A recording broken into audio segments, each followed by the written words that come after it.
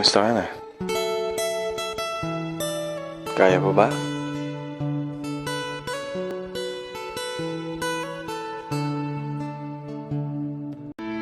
Wala kang dapat patunayan kahit kanino.